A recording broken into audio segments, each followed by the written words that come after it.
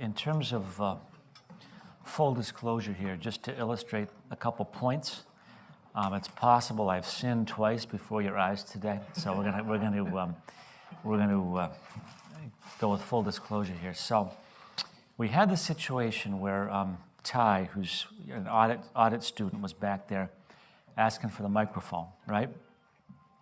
And I was kind of like throwing cold water on that, like, and I think I used the term.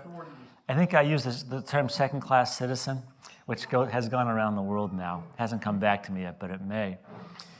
And I said we really want to, be focusing on our credit students. So we want to really limit our airtime for the audit students. And then I thought I had shut that thing down, but then you went for it. No, I really got to say this. So I wasn't going to fight with you in class. So I said, okay. So Ty took the microphone, and I thought what you said was very edifying. So then after making my point here, then after that, I'm taking, Pam, who's also an audit student, she's making multiple comments. And so is it because I like Pam and I don't like Ty? I'm listening to Pam and I don't, so he took it that way, there you go.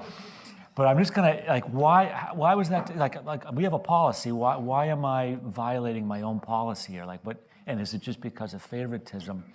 And I'm just gonna tell you how it goes, and I think we're giving Laura some airtime also. Why am I doing that? Part of it is, when you have a lot of audit students, which we don't today, I don't know what I'm gonna get if I open it up. Right, and Laura actually audited my course a couple of years ago or last spring or something. So I know that she's tuned in and very much thinking the same way I am about these things. So that's why I've taken, I haven't shut that one down. And then the other thing, even in the last couple of days, you've developed a track record of what you said is relevant. You know what I'm saying? It hasn't been comments that weren't so helpful. And then Pam, likewise, I don't think she's ever taken my course, but she actually used to work on staff here, and I know that she's a very organizationally minded person, so that and so that she's in tune with what's happening here, and what she said has also been helpful and relevant. Okay, now I don't have that same experience with Ty. I just don't know who he is so much. I also know he's a very passionate guy because in interaction with the church, you can you speak passionately about things. And I was afraid once you get started, I didn't know how long it was going to go. So that was why I was a little bit hesitant to hinge it. So I celebrate your passion. I love your godliness. But that's how that decision got made. All right? So it's full disclosure there. Number one, right or wrong, that's everything in Peter Taggart's brain about that. Now, the second thing is I'm pretty sure there's a policy in this room. I think there's a no food policy in this classroom. I don't know what it is. So I don't, and then as a teacher, I'm not proud of this, but there's a little part of me if you guys want me to teach, I'm going to do it my way. I'm not so interested in finding out all the Bible college policies. I need to be, but I'm not. I don't know what the policy is. No one told me, right? Or maybe I was told 2 years ago, but I didn't bother to refresh my memory. And then also the other thing is I look at our people who've traveled around the world to be here as very special. Master students are gold. Thank you for being here. And then Edwige with this thing. Now, I also didn't know the cafe was going to be open this morning. If I'd known the cafe was open, we would have gone in there, and that would have solved the problem. But I didn't, so we had it set up in here, and nothing got spilled. But I got John Nielsen in here, sitting over there talking to you. John Nielsen was just here in this room. Yeah. Who he's talking to you? I'm oh my God, my housekeeping guy is here, and I'm and of course, because I'm Pastor Taggart, no one wants to mess with me, and they should, because I'm not that important. But that's just how it goes, So there's a big sign in the back of the church. No, oh my God, I'm seeing it now. Didn't look too hard for it. But honestly, I want to be accountable for that. I don't know if having food in here was the best thing, but I know Edwige. Again, here's the other thing: is Edwige she doesn't live here. She's not part of us. You are, but you're not from home base here. It's not so. When she shows up from France, I didn't know she brought this stuff in her suitcase over here, which I didn't know that. But she wants to do something. I'm going to make accommodations for her because she's special that I might not make for your average body member also. So is it because I like her? Yeah, I do, but it's because we're just honoring, we're making an exception because of an exceptional situation. So that's how that all went. I'm not justifying, I'm telling you the thought process, and also being accountable, because some of you guys are reading the no food or drink sign, and it wasn't so clear in my mind until it was pointed out to me by Pastor Pete Wistera. Okay, so thank you for that. It's over, no more parties, it's done. Okay, so maybe this is the last thing we're going to talk about, just to close out this specific subject.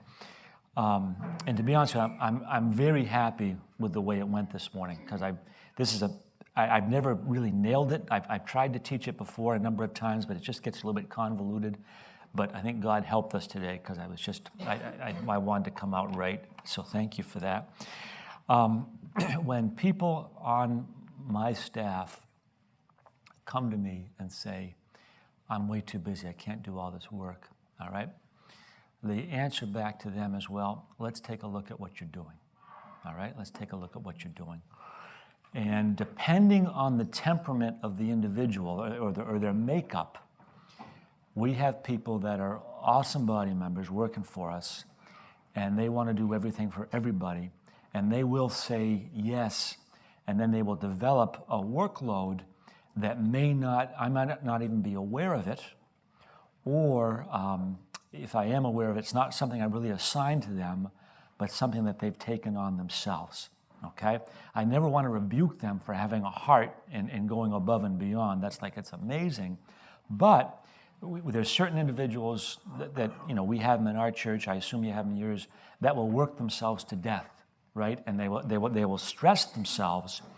And then because of their temperament, they think there's something wrong with them because they're getting stressed, and then they'll come to you, again, at the end of their rope, okay? They don't come to you early on. They come to you when they've reached the crisis point. Sometimes a woman in tears, rarely a guy in tears, but sometimes it can go that way. See, women will come in your office and just collapse because they're at the end of it. Guys will get mad at you because you don't appreciate all that they're doing, and that's how it goes. So the men want to use that to get to increase their position and stature in the church, and when you don't appreciate all the sacrifice they're making, it can bum that out. And women are just trying to survive and be happy, and they work themselves into difficult situations. So hey, what you're doing is thank you for that. It's awesome, but maybe, if you're asking me, and you are, why you're having such a difficult time, I would say out of the 10 different things you're doing, we could eliminate that. Oh, but it's so important to me. I understand that, but you've got yourself to the point where you can no longer survive. So we got to pick and choose here. The solution is not for you to work harder, and the solution might be, but it might not be, for me to get you more help. If you've taken on a bunch of stuff that's important to you, but maybe not so important to me, I don't want to throw more resources at that. I think we can let that go, and that's just an interesting discussion, depending on what it is and how it goes. I just special guest back here is Joanne Smith, sitting in the back of the room here. She is one of my employees across the street, and she's worked with us for a number of years. And Joanne has that type of temperament where she will go out of her way to help people, and we got to reel her in once in a while. Like, Joanne, you're doing more. It's awesome heart. I love the heart. But you're doing more than you can do, and then the other thing is, when you go over and above, then it creates an expectation on the part of your clientele, and then they expect you to do something that you can't do, and then other people see it. So that's how that goes. So and then it's very healthy for us to be able to speak. If you can develop it, to be able to speak openly among ourselves with our staff. Let's be very real about our strengths and weaknesses. Let's put it on the table. Joanne's kind of has a sense of humor about herself because she knows who she is. It's awesome. And if you can develop this type of rapport, then your staff is relaxed and we can grow. And let's get the mic over to Pastor Bob.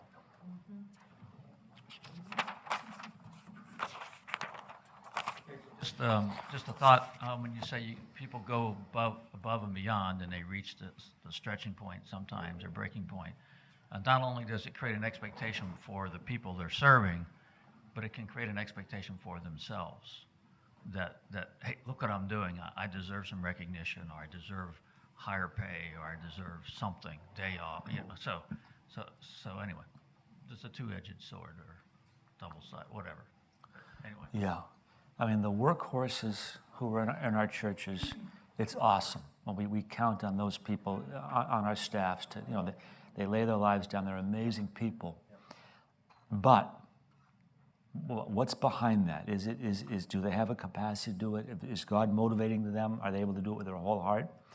And then, you know, in some ways, it's normal and natural to be looking for recognition. You know, we understand that, and if you never give recognition, it's going to bother people. You know, God gives us recognition. That's how He treats us. But that can be like a real barometer, you know, of a problem. You know, like, you know, when the word "they." That's a deadly word in the church. There is no "they," right?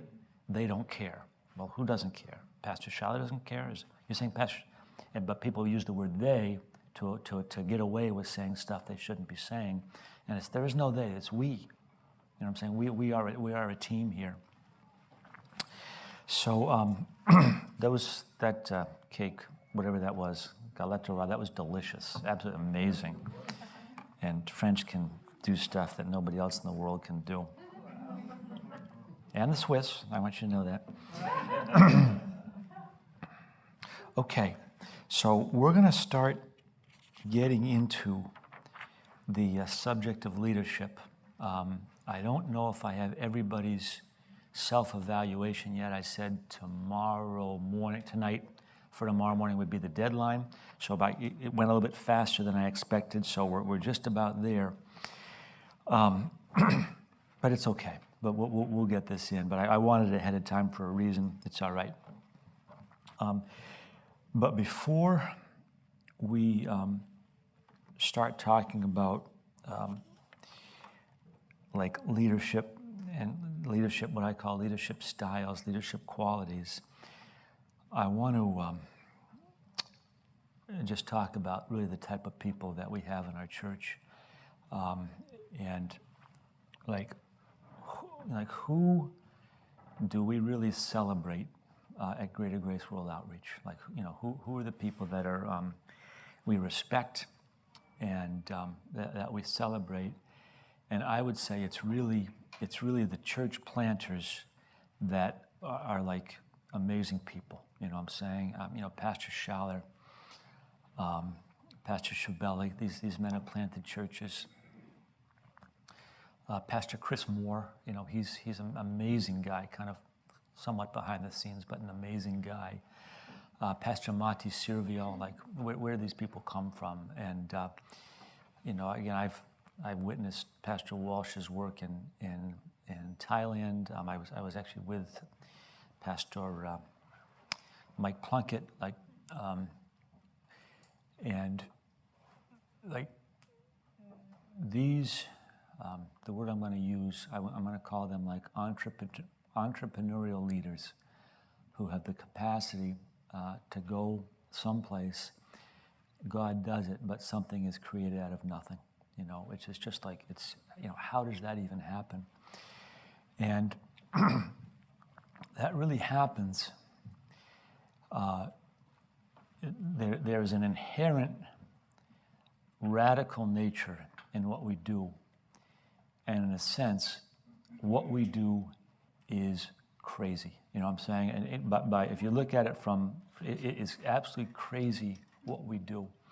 I mentioned, you know, maybe yesterday that, you know, when I hop on a plane and travel to the Far East, like my wife looks at it and says, okay, you know, did I tell you this already? You know, I haven't done it yet, but we had a conversation. I'm going to buy more life insurance. I mean, it's just that's a practical outcome because she's worried, and okay, you know, if we're not covered, let's.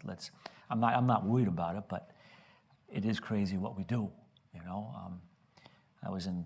I think Pam, I told you this, Pam, but I was in I think it was the airport in Beijing, right? And by the time I got to Beijing, I was so like spent, you know, just because of however it went.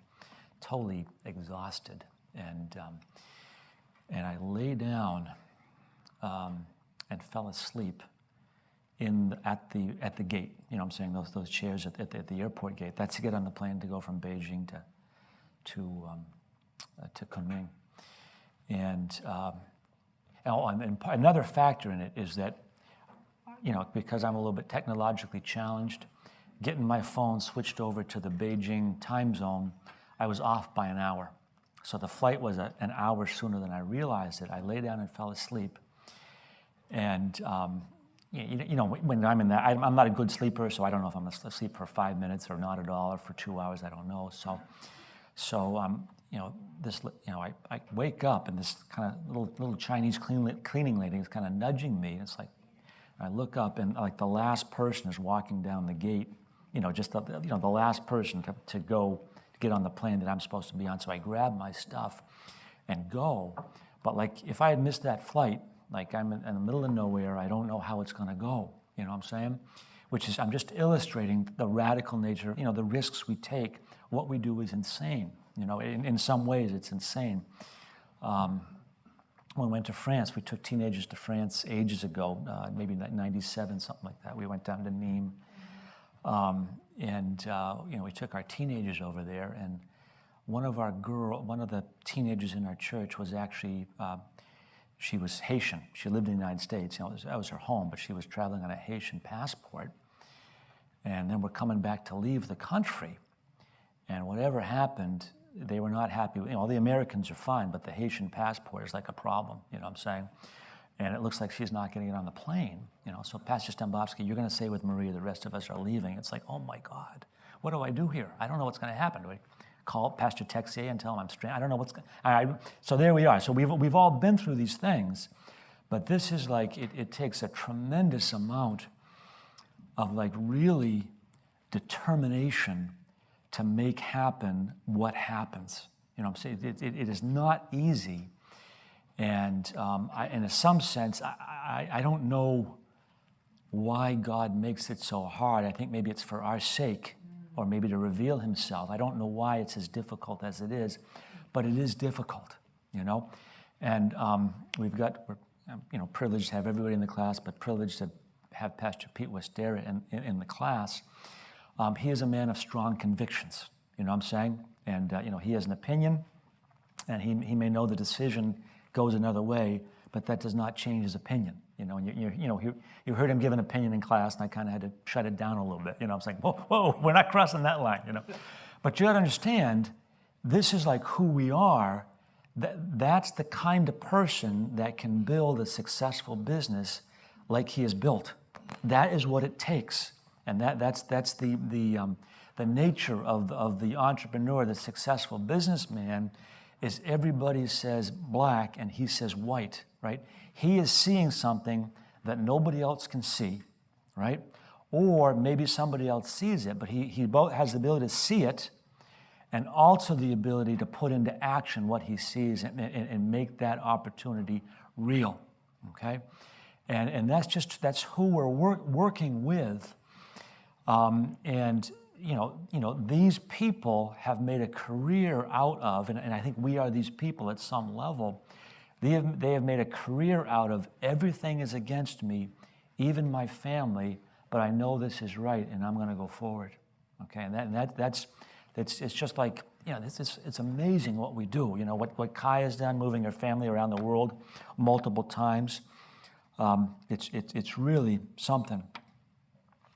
So here we go. That is what has gotten me where I am, right? Is by saying yes when everybody else is saying no. That's what gets us to where we are. And what we learn through that process is to trust our own radar. You know what I'm saying? Because it has gotten me this far, and this is how I've been operating, and this is what's going to get me across the finish line. So, if we can grow, right? And this is, remember how yesterday I was saying that an organization grows up until its leader. You know what I'm saying? You got a guy running a small business. It grows as far as he can take it, and then you start bumping into a personality, right? And what guys will do, and this is businessmen, pastors, doesn't matter, they take the things they've learned that have gotten them from point A to point B, right? And they've done it against all advice. It's gotten them from point A to point B, and then that becomes for them like an old landmark. Well, this is going to get me from point B to point C, and it may not. Maybe there's a change of skill set that's needed. This guy I worked for when I used to commute to Springfield, Massachusetts. This guy I worked for, it was like a small plastics R&D company, you know what I'm saying? And he started off by running like molding equipment. And he was, the best machine guy for this company. And then he went out and started his own company, all right? But now at that point, he's hiring other machine guys to run his machines, right? There's no Germans here, right? Anybody from Germany? Okay, all the good tooling equipment is made in Germany and shipped over here because they're good at that stuff, So we had all this equipment we were shipped, and they. Anyway, I got off course there. Plus, Pastor Shaw, when you walk in the room, I got to like regroup. All right, so here we go again.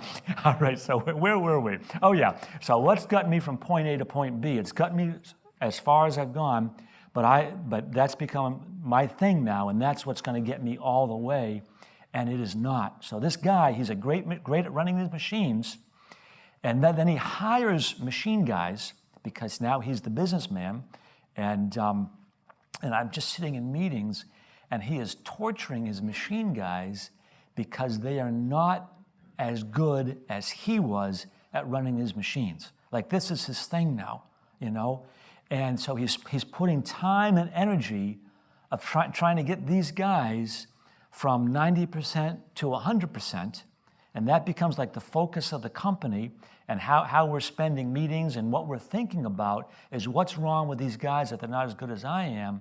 And it's just like, that's not what a business owner does. That's not going to get you, from point B to point C. That's going to keep you right where you are, because these guys are probably never going to be as good as you were, at least as good as you think you were.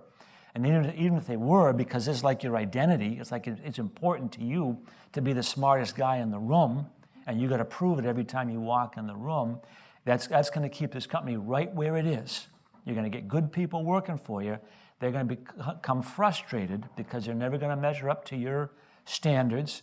And instead of you spending time doing things that will actually help your business, instead you're spending your time beating up your own people. Like this is like, and this is like, because you're trying to squeeze an extra, 2% of efficiency out of a situation, right? So that's just an illustration. But this is what can happen to pastors, all right? They become very confident because it's gotten them so far, and it's been effective. And then they become, they have a skill set that's gotten them so far. They've made decisions that everybody else disagrees with, and those two things put together can keep them stuck in a rut that will not allow them to continue to grow as people, and is not the best thing for the kingdom of God. All right, and that's why, one reason why I think this course exists, to talk about this stuff, and we're going to get to it in probably not this morning. Maybe we'll start in on it this morning, but we're going to start talking about different leadership styles. All right, and I like the word style. I'm not going to talk about most of it in terms of right and wrong. I'm going to talk about different ways of doing it so you can recognize it for what it is, realize the downsides and the upsides of the skill set that you're bringing to the table, and even if maybe you can change, maybe you can adjust the way you do stuff, or maybe you can recognize what you lack, or what you have and what you lack, and then make a way of filling in for your lacks, recognizing other gifts in other people, right? And using those gifts that will help your church and help the kingdom of God. Instead, listen to this, instead of trying to clone yourself. This is what has worked for me. This is what's going to work for you. If you can be more like me, then you'll have the same success I've had, right? And it's like, well, you've had success, but are you going to continue to have success? Or are we going to stop right there? And this is I think Pastor Stan found this quote. I quoted somebody yesterday. It turned out to be Charles Schwab.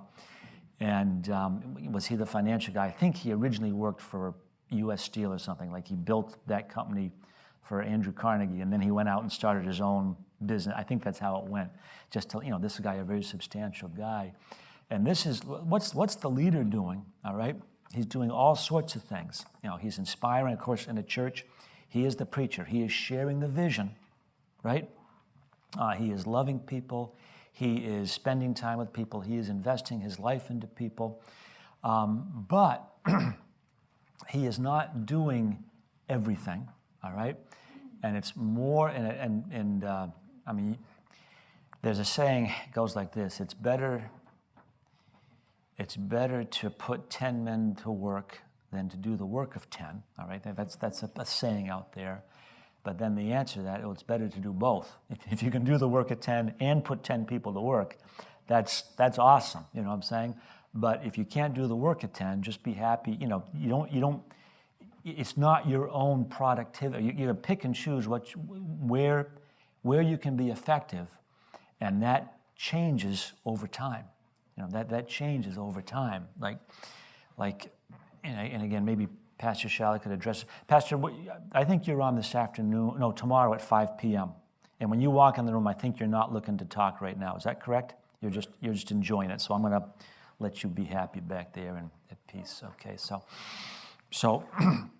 what is the what's the growth and skill set, right? When you go somewhere and you pioneer it, you're all there is. You and your wife, maybe a couple team members, you know what I'm saying? And you are out there, you're knocking on doors, you're visiting people. That's all there is to do, But as people start to gather, now we're gonna shift gears, and now you've got to train people to do what you're doing instead of you doing, as well as you're doing it yourself. You've got to train people to do what you're doing, right? And then the church grows. And then, I stay on the platform here. And now all of a sudden the staff grows, and now you're in a situation where you have to become a manager. How do you handle a staff? That is a different skill set than knocking on doors, right? Different skill set than preaching, different skill set than investing, right? Now you're managing people that work for you, and now you're really sort of creating an organization. And then you end up with what we've been talking about, for the last 3 days. How do organizations work? And it's not, some people have that as second nature, but it's a learned skill. So I'm just, saying to you that we want to be available to God, changing our lives, giving us capacity we have not had before, that would be for our benefit, for the benefit of our people, and for the benefit of the kingdom of God. Now, and then the other thing is, now get this also, I cannot put that standard on somebody else. All right, now get this, all right? I don't know who you are. I don't know what God has for you. You know what I'm saying? I want you to have, I don't know who I am. We're finding out. I want to have all that God has for me, but I don't want to try and make myself into something that God is not gifted me to do. So we got churches of hundreds of people. In some cases, we've got guys that they've gathered 10 or 15 people around them, and they have a ministry, right? I'm not looking at that guy and saying, there is something wrong with your life, right? He may be functioning exactly in the capacity that God has for him, and that is the end of the line, but it's not the end of the line in the bad sense. He is walking in his eternal purpose from God. He's going to have tremendous, rewards at the Bema seat because he's done what God's asked him to do. He didn't do anything wrong. It's not like he should have become somebody else so he could have had a larger church. I mean, if that happens, of course we want growth, but I don't want to sit, like if I'm in a situation, someone not in this room right now, in their local assembly has reached a frustration level which is saying, why is this church not growing? What is wrong? Okay, and there may be very good answers to that question, that if you were to do this differently, things would change, but maybe not. Maybe it's like hands off, they're right where God wants them. So in terms of how do we define growth? Well, let me just back up a little bit. There's a guy who I highly respect. His name is John Maxwell. Anyone ever heard of him? Okay, so some of you guys who are in the literature and I went to one of his seminars. He was in Baltimore a number of years ago. I went to one of his seminars, and he says, he's a church growth guy. He's built big churches. Now I think he's like a management consultant, something like that. And this, the seminar I was in, this is how he communicated. He said, he walks into his staff and he says to them, a year from now, this church will have doubled and a third of you are going to be gone. All right? That's not in terms of leaving, they're going to be off the staff, right? And I get it. I get what he's saying, all right, that maybe staff members that are helpful to us right now, that can be changing. And yeah, maybe as things grow, you're upgrading your staff. But is that really what we want to be communicating with people? Aren't these people in my church also who are on my staff? I'm going to walk in, and this church is going to grow, and some of you guys are going to be gone to make that happen. See what I'm saying? Just how important is growth to us, and how do we define growth? Is a larger church a barometer of the move of God? It can be. Is it a barometer of the growth of the pastor? It can be, but I'm just never going to define it that way. I want God to take us as far as He wants to take us, but not come in with a leadership course that tells people they're not measuring up, because I don't know who's measuring up. And I believe we're all measuring up. That at the cross we measure up, we go out and give it our best shot. And another way, that's all of us. You know what I'm saying? That's everybody here. We're going to get so far in our life, and that's it. So I can't declare myself a failure because I've been unable to learn a skill set that maybe could have gotten us to another place. Well, just thank God for what we're doing. Now, we're available to growth. If God brings it, great. We take courses like this where we can learn about it and talk about it, learn some things, get some stuff that's going to help us. But I don't want to identify, and I'm not in the literature. I don't know so much about it. But I'm not going to identify, if there's a church growth movement out there that's communicating to people, you're a failure because you've been unable to become like us, I do not want to identify with that in any way. And I don't want you to. It's what everybody is doing is amazing. I wish there were a million guys out there with Bible studies of 15 people doing what they can, because the kingdom of God is God's glorified in that. It's awesome, And I do give Pastor Schaller a lot of credit in that, because he respects everybody's gifts and doesn't put on people something that God's not putting on them. Okay, so that's it. But can we learn new things? Can we learn new things? Right? A year ago, I switched jobs at the church. Right, and even my previous job, I was the controller for 10 years. To do that job, I had to become something that I was not before that. And limited options, what I'm saying? To get that work out, there's certain things I had to do to make it happen, And I used to in the old days when David Duff was still here, I used to walk by him in the hallway, right? And he did not, he would greet me cordially, but he would keep walking, And it used to bother me a little bit, why, doesn't he love me? What's going on here? It bothered me a bit.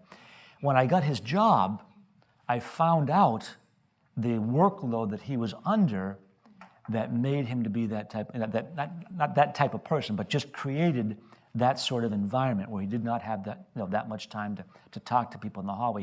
He had work to do. And I got when I became the controller, I just had to, I had to concentrate on that work. I had to learn it. I had to do it. And my job was churning work across my desk. That became my job. And I think maybe some of you, maybe not, but maybe some of you were frustrated sometimes, like, Pastor Taggart, you're hard to get to, and it's because I cannot be exposed to people dropping into my office. You're in the middle of like a reconciliation or something, somebody walks in, you lose, and then you got to go back and it takes 10 minutes to get yourself back where you left off. Now, a year ago, I became the chief operating officer. It's like, okay, what is this job? I'm very comfortable sitting at a desk, churning work across my desk. And I'm sitting at my new desk, new office, new job, and it's like, there's no work on this desk for me to do. Like, what do I do here? Do I create it, or do I figure out what's really needed? And so now it's like, it's a lot easier. Like some of you guys, maybe, I don't know, maybe nobody here, but people knock on my door. They never used to knock on my door because they get in trouble. You know what I'm saying? Don't knock on my door. Now it's like, knock on my door, come on in. And it's like people like surprised. Oh, this is great. Well, that's because there's a change. So I'm just illustrating this for us as leaders, not just pastors, but leaders. What does God have for us? Let's hear and listen to this. So there is a benefit in understanding, I know I get a little bit passionate there, but let's just calm down, all right? There's a benefit in understanding leadership styles. And though I could illustrate it this way, like we joked about it a couple days ago, but I think I made the statement, I don't understand how women think, right? And then that elicited a comment, and then that was like, well, no, I'm just kidding. And then it's like, well, do you understand how women think? And well, to be honest, not really. I can say certain things about it, but I have, like, over time, like, learned what has worked, all right? And in the early days, not thinking that everybody thinks like I think, especially my wife, right? Like, why isn't this obvious to you? What's the matter with you that this is not so obvious to you? But it's not. It wasn't even. It was just a question of who God has made that other person to be, right? And they cannot think like I think, right? They can try to understand it, and vice versa, right? I think I'm. That's why I'm saying I don't understand how women think, because I don't know if I really have the capacity to understand it. My mind works differently, right? Than my wife's does. So what we do is we understand as much as we can, and then we make accommodations for it, and there is like life and growth in that. It frees the other person up to exercise their gifts. It stops them feeling bad about themselves because I'm making them feel bad about themselves, because I learned that there's nothing they should feel bad about. They're being who God has made them to be.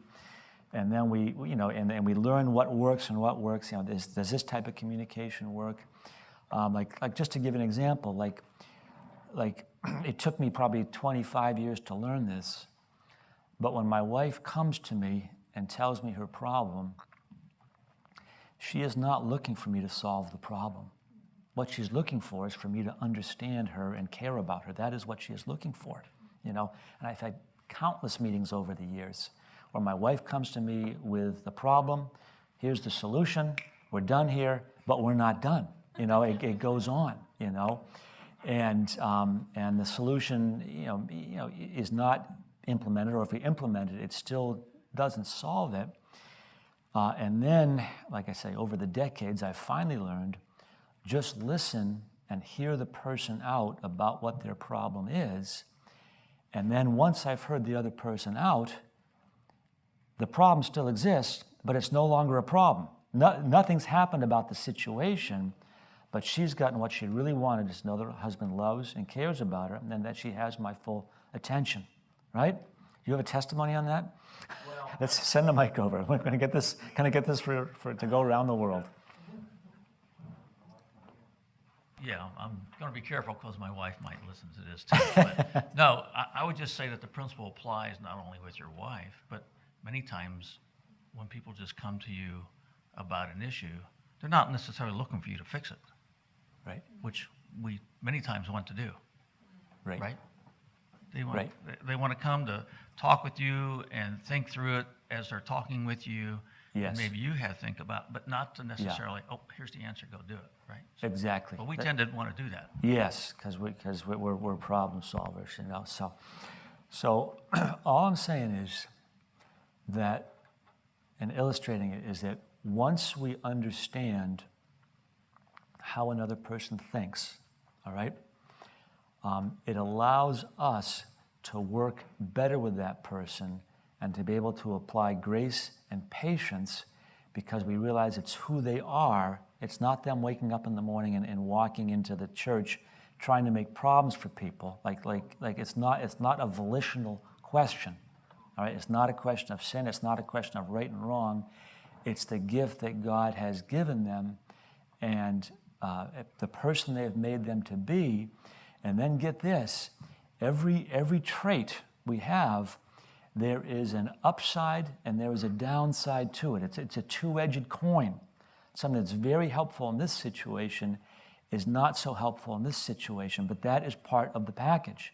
That's what you get. You know what I'm saying? And if we realize that's who that person is, okay, now we've gotten the whole right and wrong issue off the table. We've gotten the offense off the table. What can we do to work together effectively and allow us to go forward in unity? You know, taking advantage of the awesomeness and not worrying about this stuff that bothers us. Just knowing us what it is. You know. Pastor Schaller has a very deliberative decision-making process, all right? And it's awesome. A multitude of counselors, and then when a decision is made, it's subject to review, all right? And sometimes we'll make a decision, then a few weeks later we'll rethink it. Hey, it really would be better to go this way, all right? And it's like it keeps us out of a lot of trouble. Now, that's the upside of it. The downside of it is it just takes a long time for decisions to be made. And I've been in a few situations where I hear something, I think it's a done deal, I go out and implement, and then it comes back, oh, it's changing. It's like, okay, well, I'm go down, put the brakes on, go back in this direction. I have to realize it is what it is. I gotta love the awesomeness of it, but know that once or twice a year, I'm gonna be, in a situation where I thought something was a done deal and it's not. And then the way I accommodate for it is, depending on the gravity or the size of the situation, I will ask multiple times. We decided this. Is that really the way it is? Yes, it is. And then sometimes a third time, depending on how much damage can be done by going off in the wrong direction. So this is the type of thing. And we have to learn this stuff instead of getting mad at our leadership and wondering why are you this way? Stop being this way. It's hurting me. We got to understand it and then learn how we're going to work together and know what it is. All right, and don't do damage in the transition as we're learning and growing, okay? If I understand gifts, it will help me make accommodations.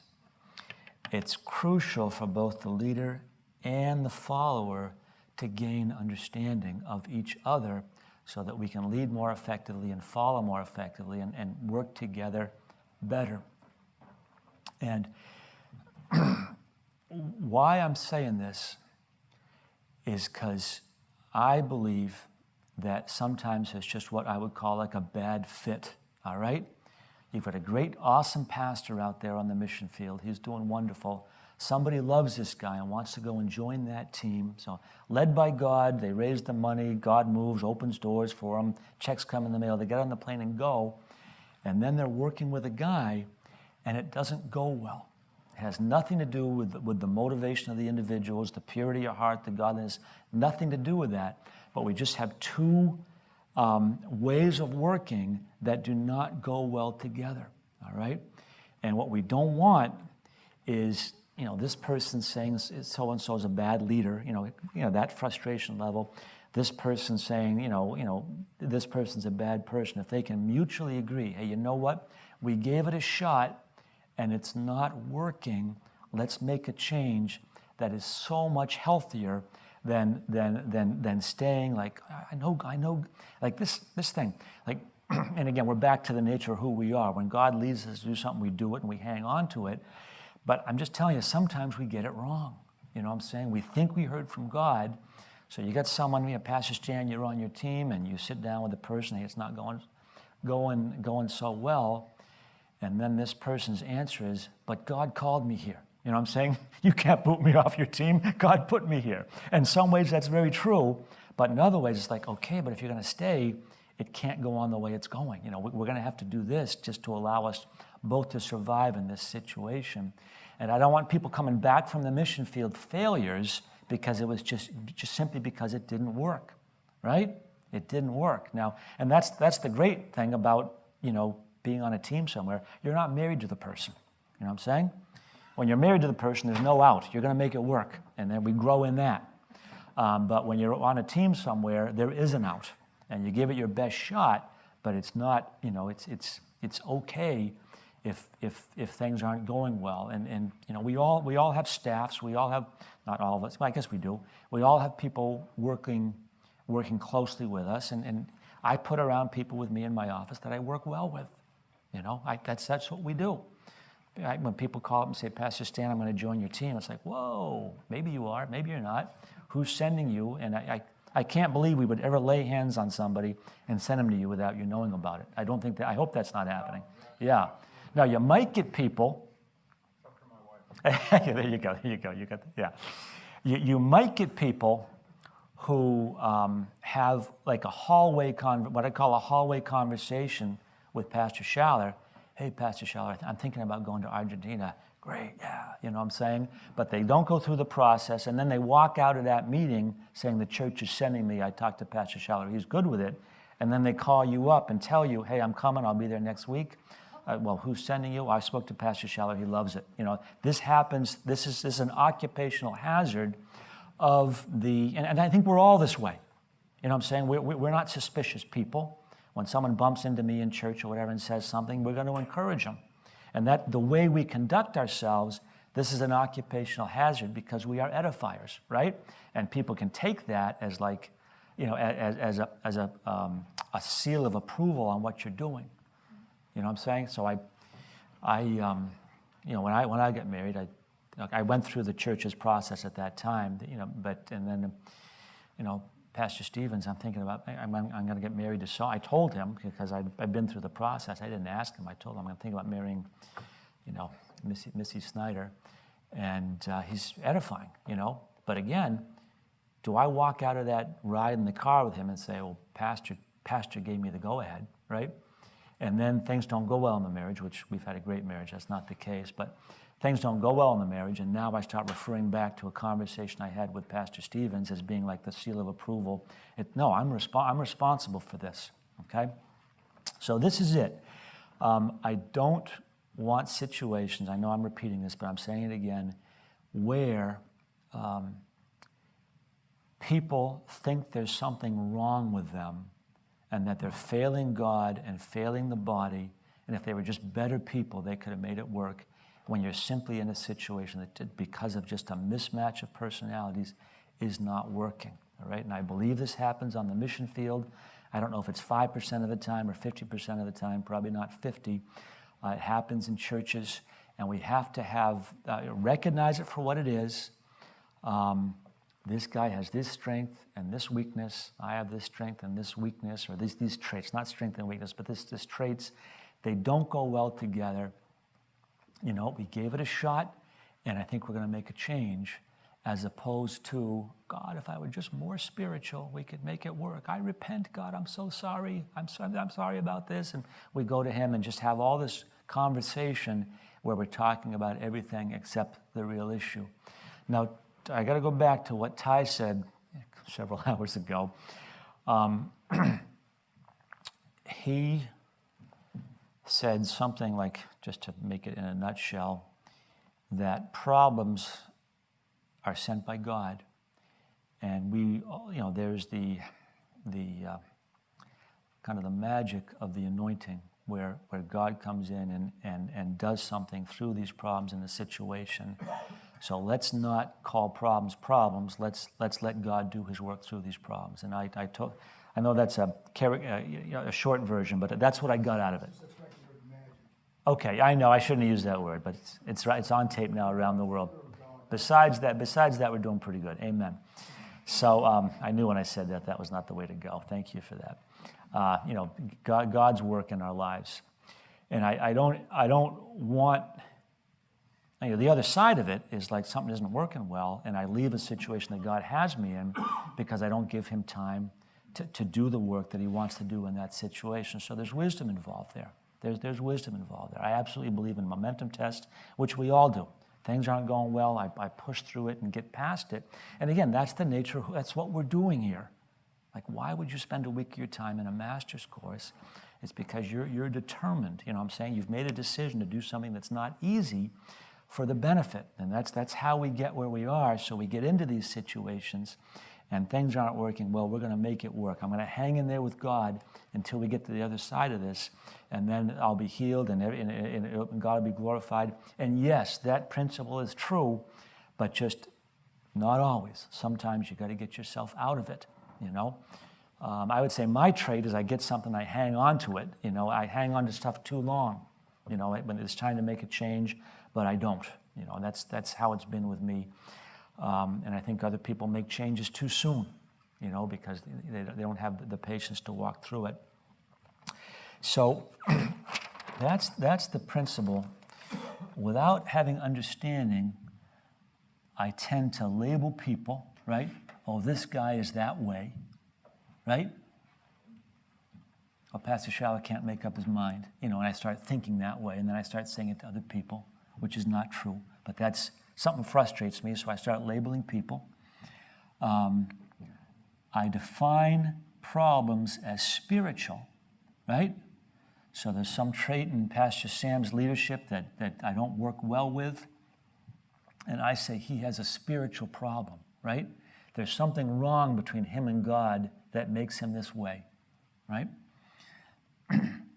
And then my conclusion is that he has a negative free will towards God, right?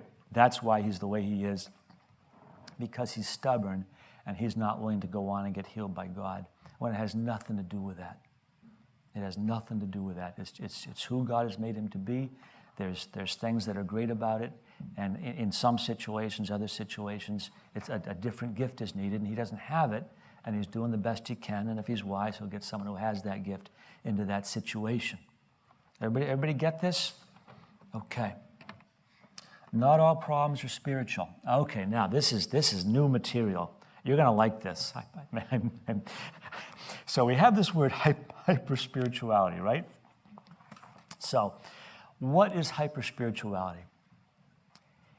It's using, like, it's covering up carnality with spiritual terminology. Throw the word the Bible around, throw some Bible verses in there, God this and God that, and I've got a situation that is a natural or a carnal situation, but I talk about it in a certain way that makes it sound like I'm very spiritual, all right? Now, if there's hyper-spirituality, I've been thinking about this for 5 years. I haven't been able to do anything with it, but this is the day, all right? So if there's hyper-spirituality, is there such a thing as hyper-carnality? And if so, what would it be, all right? This has been bothering me for a long time, and I think I finally got it. So hyper-spirituality is using a bunch of spiritual terminology about to cover up or for like a carnal, fleshly situation. You know what I'm saying? Like, oh, God led me. No, you're just fighting. You wanted to do this. Don't tell us God led you. So hyper-carnality is I'm going to use like natural terminology, right, about a spiritual situation. Okay, that would be a logical conclusion, right? One more time with that, please, Pastor. I'm sorry. One more time with that. Okay, so, well, you can do it yourself, but it's like if I'm hyper-carnal, I'm going to use natural terminology to talk about a situation that maybe it's spiritual, all right? And in a sense, the way sometimes I handle things and the way I would ask you to consider handling things is to be hyper-carnal, which is truly godly, but not using a bunch of terminology that looks that way. All right? Look at Is that what you just did on the board when you took all of our spiritual feelings and made them into business lingo? I think so, yeah. But here, I think that's it, but I'm not sure. Okay. So here we go. A situation comes to me in my church, all right? And I know ultimately what we all know is that God is in this thing and he's doing a work in us, right? And we have to let God do his work. So someone comes to me with a situation and I know that, like, I may not be doing this right. Let me just think before I go any further down that path there.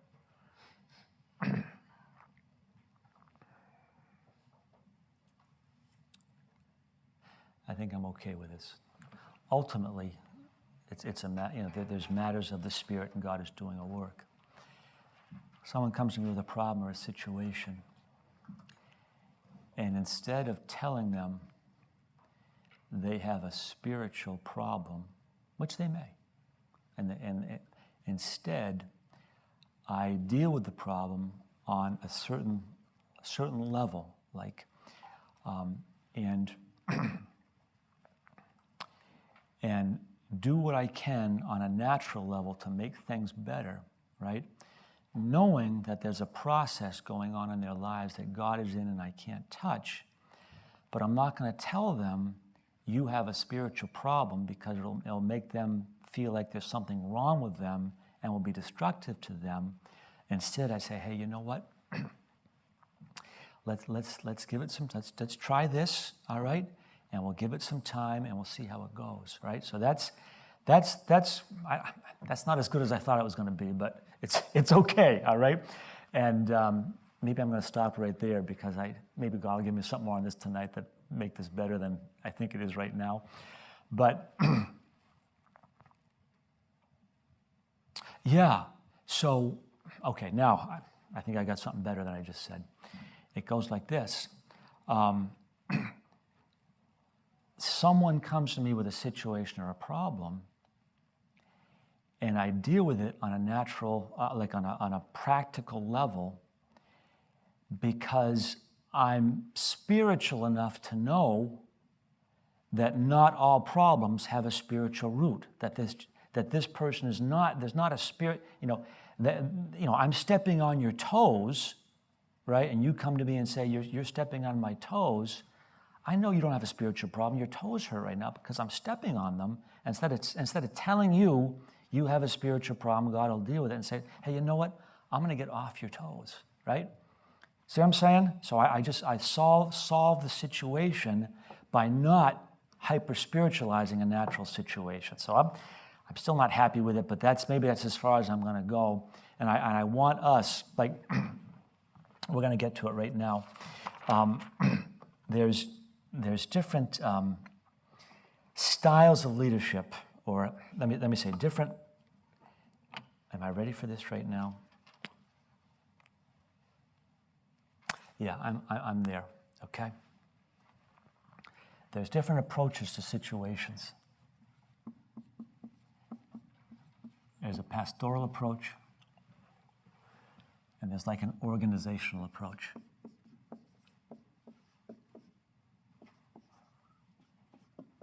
Okay? All right? Sometimes the organizational approach looks like it's not spiritual because we're not defining it as a spiritual issue. We're just looking at it very practically. All right? What approach is the best one? It depends on the nature of the situation, right? It depends on what's really happening there, you know? What I said earlier in the class is or I think it was this morning, is my job at the church is organization. That's what I'm doing. It's an organizational job, all right? So I'm going to take, generally speaking, I'm going to come into it and take an organizational approach to a situation, right? If I can solve it and fix it, that's what I'm there to do, all right? I think that's why I'm in the position I'm in. It doesn't mean I'm not a pastor. It doesn't mean I don't see the spiritual battle. The pastor of the church is going to approach it pastorally. And I understand that, right? Which is, I'm here. What's the real issue is this person in their walk before God. How am I going to pastor this person in this situation to help them in their lives? Okay? And both approaches are valid. We never want the organizational approach to be what runs the church. All right? That's always secondary. All right? That's always secondary. You can have a pastoral approach without organizational knowledge, and this will take you a long, long, long, long way. And that's always what we want to keep at the first and foremost, right? Purpose of this class is to make us, as pastors and leaders, aware of organizational issues. I'm going to read a quote, and I think maybe we'll end up with this one here if I can find it. Where is that piece of paper?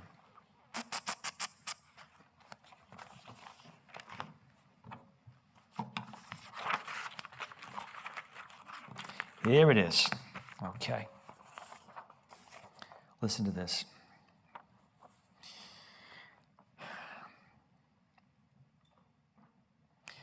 This is from Randy Remington. He's the lead pastor of Beaverton Foursquare Church, all right, wherever that is. You won't go to hell for bad church management, but you will go through it, okay? All right? And so if we can learn what good management is, it will spare us, all right? It will spare our people, spare us, avoid damage, help the church work better. As a pastor, my first thing is, am I hearing from God? Do I have something from God to communicate to my people? Am I loving people? That's always going to come first. Am I leading the church in their discipleship? But if we can, like I say, learn some of these principles, which is why you're spending a week of your life doing this, it will help, right? If you have that gift, exercise it. If you don't have that gift, find those who do have it and let them exercise their gift, and don't view them as unspiritual people, right? If I'm not a good organizational person, I may have people in my church who complain because it can be done better, and I identify them as bad people, like as a problem. No, they might be a solution. You know what I'm saying? Maybe they have a gift in that area and they're seeing stuff, and they just need the room to go ahead. Hey, if you can bring order into this area, that would be great. What would you recommend? How would you do it? You got to be careful, because you have a carnal person that's just a complainer and using this as a venue just to vent whoever they are. You can't put that person in charge. But I think that there's people in our churches who do have these gifts. They're not recognized. They remain frustrated, and then they end up really becoming a problem because there's no venue for them to have an outlet or to make things better, and we keep them where they are, ineffective, because we label them too soon as a problem without giving a chance to find out, is that really the problem, or is there something bigger? And sometimes the organizational issue is the problem, and if we can solve it, they can relax and enjoy life and have a more livable life and make it in our church and actually help the church. Help the church, My daughter came over to our house yesterday, helped my wife organize, you know what I'm saying? We can be saying to ourselves, gee, how come we can't get this thing organized? Like, we can feel bad about ourselves, what's wrong with us that we don't have more order in our house and it's not neater than it is, And I've thought that way for a long time, like beating myself. Well, first you beat your wife up, right? That's step number one. And then after 20 years, you realize, wait a minute, I'm responsible. She's not my maid. This is my house. I'm responsible to clean up. And then you find out you can't get to it yourself because, so now we're before God saying, God, help us. And then my daughter, this is it. My wife opens up her birthday gift, and it's like a coupon, My oldest daughter her name is Haley, all right? So she has this handwritten thing, one hail pond, like a Groupon, but a hail pond for Haley, you know what I'm saying? Good for, I'm going to help you organize your home, you know what I'm saying? So she shows up, and instead of us feeling bad about ourselves, that we can't do for ourselves what we ought to be doing for ourselves, we thank God. We finally got ourselves some measure of humility and reality before God, and then he sends the body to assist us in something we couldn't do, and it's like, what is wrong with that? Am I going to feel bad about that, or am I going to thank God that he has a provision for us, and when he sends those people, instead of me feeling like, how come I'm not as good as they are at it, instead, thank God this is happening, and that's us as secure leaders, right? And so we're going to be taught. That's why I want to get, before I start talking about leadership styles, I want you to do a self-evaluation before I spill the beans. I want to see how you're thinking about yourself. And we'll talk more about that tomorrow. Oh, we have till 12:15. I think I'm done anyway. I was wrapping it up for noontime. I'm not going to 12:15. But questions or comments, we can. Give an example of a hyper-carnality. Well, I tried. I kind of tried and failed. I didn't get quite as good as I thought I was. I was like so proud of it. Maybe I had it last night or a few days ago, but I kind of lost it, or it was never that good in the first place. Okay. Here's an example, all right? Someone comes to me for counseling, right? And I perceive that, they're stressed over some situation. And I got this from Pastor Robert Horn ages ago. And, one of the things he would ask his counselees, I'm not saying he did it all the time, but just the example he gave is like, when was the last time you had something to eat? Oh, I've been so stressed, I haven't eaten in 3 days, Hey, listen, let's go get a hamburger and have a conversation, right? You get some food into the person, right? And all of a sudden they feel better because, there's, body and spirit are attached, and their body is affecting how they're thinking and making it worse. They get some food into themselves. Hey, you know what? I feel a whole lot better. I'm so glad we sat down here. Like, what was your problem? You know what I'm saying? And that's what I'm saying. So is that a spiritual counselor or a carnal counselor? It looks like his counsel is like natural. Like, you're kidding me. I came to you with this huge spiritual problem. You told me to go eat a hamburger. Yes, I did, because it'll put you to a place where, where God can move, or you realize that your problem is not as big a problem as you had. Is that better? Yeah. Make some progress with that one? There. Thanks for giving me another shot at it. Yes, Helena. I know you've been talking about it, but could you say a little bit more about how to accommodate, what you mean by accommodating someone who thinks differently? Like, what does it mean? Like, yeah, so the allow question is, how do I accommodate somebody who thinks differently than I do? I think maybe make allowance for it might be a better way to say it. It's like, I am aware that they think differently than I do about this situation. I don't totally, my mind doesn't work that way, so it's hard for me to understand, but I realize that I have a certain way of thinking that is given me from God, thank God for it, but they also have a certain way of thinking that God's given them, thank God for that. So I'm not going to get myself into a conflict with that individual and think that something is wrong because we have different points of view about something. That's the accommodation I'm talking about. And accommodation, allowance, and then, of course, the next step beyond that is knowing that we're thinking differently about it. How can we work together in this situation? I'm saying, is there give and take? Is there something natural, something practical we can do that will help us work better together, right? That's how it goes. And I think we do this in our homes. We agree between the husband and wife, we're not going to talk about certain things at certain times. And some of that stuff we learn the hard way, and some of it we sit down and have a good conversation. Listen, we're only going to talk about this at a certain time of day. We're not going to do it at 11 o'clock at night because it won't go well, and we're not going to do it at 8 a.m. when I'm trying to get out the door. We have to wait. Let's hold that, and we'll talk then. Can we live with that? Yes, we can live with that. Because my mind and your mind are at two different places right now, and we can't have this conversation, and that sort of thing goes into the organization also. I work very closely with Pastor Aidan O'Connell. I love the guy. He's been such a help, such a friend. Very happy working with him. But he and I have like two very different views of lunch. You know what I'm saying? Like, I could care less about lunch. It's not like a big event in my day. Like, I don't care about it. It's not, I don't plan for it. I might grab something from the cafe, but for you to talk to me when I'm eating a bowl of soup or a cracker or something, it's like, it does not offend me. You know what I'm saying? Aidan O'Connell, it's a different deal. It's like, if I walk in, it's, I'm eating my, do you mind? Like, and it's like, I can't, and we haven't, in 10 years, we've never solved that. I cannot do that to him, unless it's an emergency, all right? And I could look at him as being wrong, like, why is lunch this big deal for you? Like, what is the problem here? Or he could look at me and say, how on earth can you eat on the don't you, how can you eat on the hoof, and how do you digest your food? And we just, it's two different things. We got to make an allowance. We have to agree to disagree. It is what it is, okay? And if I push it, it'll get worse. It won't get better, No, you're going to talk to me right now. Lunch is no big deal, but it is a big deal. But it's not. But it is. But it's not. Well, it is for him. Okay, we can live with it. We'll make an allowance for that, and that's about it.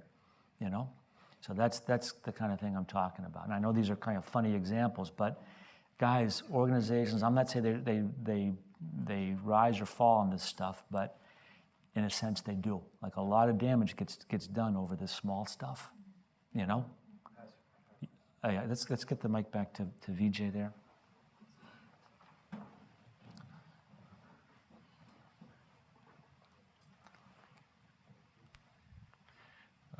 Pastor, earlier in the class, you said something about going from point A to B and C, kind of a thing.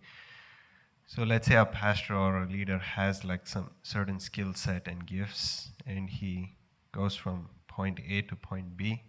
So he's had some initial success or like personal success, and then you said like, but the tendency to like think that would be like the benchmark, or like to try and make that the landmark, and then trying to think that that'll get me to C. Right. It may or may not happen, and it can backfire. So like when a person is at B, like, is there a proper way he could think, Well, it's like two ways. Yes, there's a proper way to think. Okay, and it's number one, I'm open and available to God, to be learning something I've never known before. All right, and I think that's why you're in this class, is because you're open and available to God to learn something you've never thought about before. And then the other side of that is like contentment. Like, if this is the end of the line, like this is my capacity, it's like, okay with me, God. That's the two ways to think about it. And the way not to think about it is, it takes discernment and wisdom, but what's gotten me from where I am so far is it's simply a question of working harder, with what I already have, and that's what's going to get me over the hump. And that's where people can drive themselves crazy, get frustrated with themselves and with their church because people aren't responding, people aren't working as hard as I can. Okay, so some of you guys know this saying. You're going to fill in the blank for me. When you're a hammer, right? Every problem looks like a nail when you're a hammer, all right? Because that's your only thing. That's all you do is hit nails. So there's a problem. That's what you're going to do. If you're a preacher, right, you're going to solve your problems by preaching, right?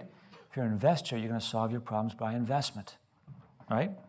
If you're a organizational, administrative type person, you're going to solve your problems with more organization, more administration, right? And both sides of the equation are necessary.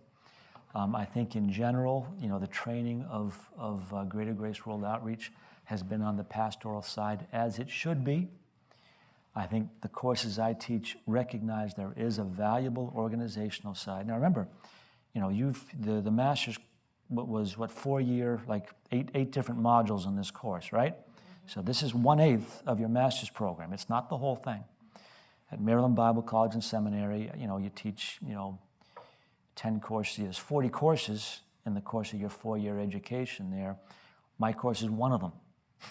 The rest is all on this side, you know what I'm saying? And so there's one course on this side which just tells you this is a portion. This is not the answer, but it may help you. You know, it can help you, will help you. And everybody has a capacity to understand, comprehend, and implement, and that's different for everybody. And we're back to VJ. If I've got 20 people in my church, if that's what God's given me, is that going to be okay with me? You know, or am I going to get to say, this ain't working out for me because I'm not like a church planter. I don't have the capacity to have a church of 100 people or something, you know, and just that's what I want us to realize, you know. Let me see if I can quote this right. You know, of course, the prayer of St. Francis of Assisi, right? God, give me the, you know, courage to change the things I can change, the what's the word? Patience to live with the things I can't change, and the wisdom to know the difference, right? That was his prayer. And then Romans 12, for I say, by the grace given unto me, to every man that is among you, not to think of himself more highly than he ought to think, right? But to think of myself soberly, according as God has dealt a measure of faith. All right, so we've all been dealt a hand by God, right? And those are the cards that's it, right? You know, but we have many members in my body. There's many members. They don't all have the same office. Okay, so can I accept that someone else has a gift that I don't have? And then the next verse. We're one body. You know, the body of Christ is one body, and we are members one of another, right? So when Pastor Matis lives the life he lives, I'm one with him. I'm part of him, and he's part of me. You know, when one member rejoices, we all rejoice, and so there's no comparison. You know, and then the next verse, which I'm not remembering so well right now. Maybe it'll come to me in a second here. Having then gifts differing according to the proportion of faith, I think, in the King James, you know, we're going to exercise. You know, if it's prophecy, then I'm going to prophesy, right? If it's ministry, minister. I'm not getting it all in order right now. If I'm ruling, it's with diligence. If I have a gift of mercy, it's with cheerfulness, right? And that's take what you have and go with it, you know. And that's our life. That's everybody's lives here, you know. Thank you for we're gonna get you, but just while I'm thinking of it, thank you for giving me like the freedom to develop like new material. Like the first time I teach it, it doesn't always come out so well because I'm still like the last thing I did about the maybe I told you this, but I'm saying it again. The thing about personal connections within the organization. I've probably taught that 3 times, and I never nailed it until this time. So you get the benefit of previous trial and error. The hypercanality thing, I may put that on the shelf. I don't know if I'm going to pull that out again. I liked it, but I think that it should work, but I'm not sure it did. Go ahead. Let's get the mic over to Pastor Pete. Thanks, Andy. I appreciate it. Thank you, sir. Actually, I'll say 2 quick things. The thing about A, B, and C, I mean, just to comment on that first. In business, the hardest thing to do is to get from A to B, and then the second hardest thing to do is to know that what got you from A to B will not get you to C. And actually, in America, it's one of the easiest places to get from A to B, but it's very difficult for owners to get to C. So we have a lot of small businesses, which is good, but just to comment on that.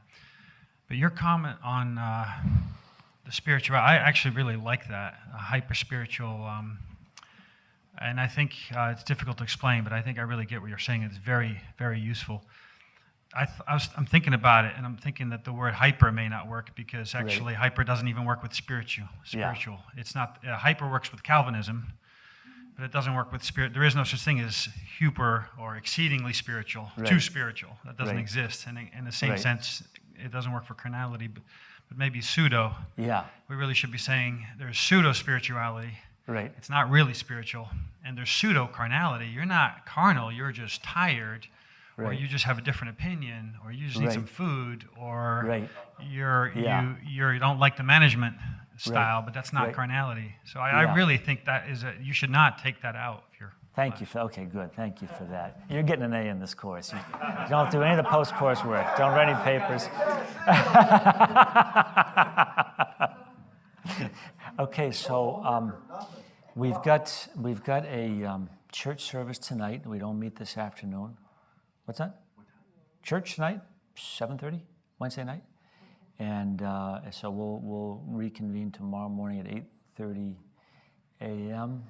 Thanks for the pastry. That was awesome. Thanks for everybody being here. Just while I'm thinking of it, I'm like really enjoying this class. Like, thank you for that. And I really appreciate the pastors being here in terms of what you add, your insight. Helen, I've never really talked to you in my life, and so I'm very glad you're here and we're having some interaction. Like, I'm happy about that, you know. And then when Adela's here, she's a joy, Andy. I don't know her so well. I see her at a distance, but we're having fun having her along with everybody else here. And just for the audit students, you're not second-class citizens. You're first class, but I just don't talk too much. That's all. All right. So Lord, help us today. We pray in your name. Amen.